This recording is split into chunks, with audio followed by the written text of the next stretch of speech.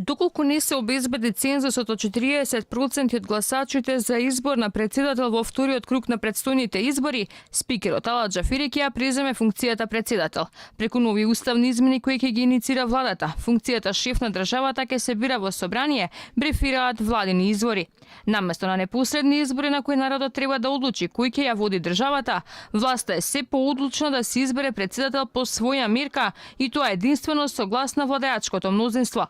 Ако состојбата со обезбедените гласови за двотретинско мнозинство не биде променета по најавите на ЛДП, дека на избори ќе одат со свој кандидат, а не како дел од коалицијата со ЗАЕВ, власта со осумината пратеници од независната група на ВМРО ДПМН е сигурна во менување на уставот, па реализацијата на таквата идеја воопшто нема да им создава проблеми. Дека политичките партии на големо го договараат ваквото сценарио, потврди Ала Џафери. Вели секој може гласно да размислува, ама тогаш уставот мора да се менува. Неспорно е дека политичките партии размислуваат и гласно си кажуваат ставови, можности, но тоа подразбира нова поставка за уставни измени. Значи мора да се менува уставот за да се реализира таа идеја. Но во секој случај за сега останува решението кое што е уставно да се бира директно. Премиерот и денеска негира немало да се кандидира за председател на државата.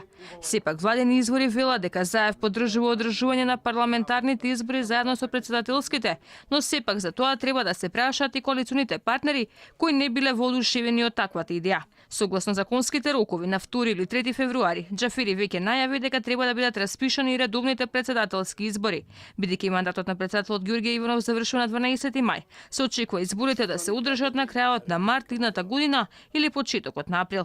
На вчерашниот референдум народот го отфрли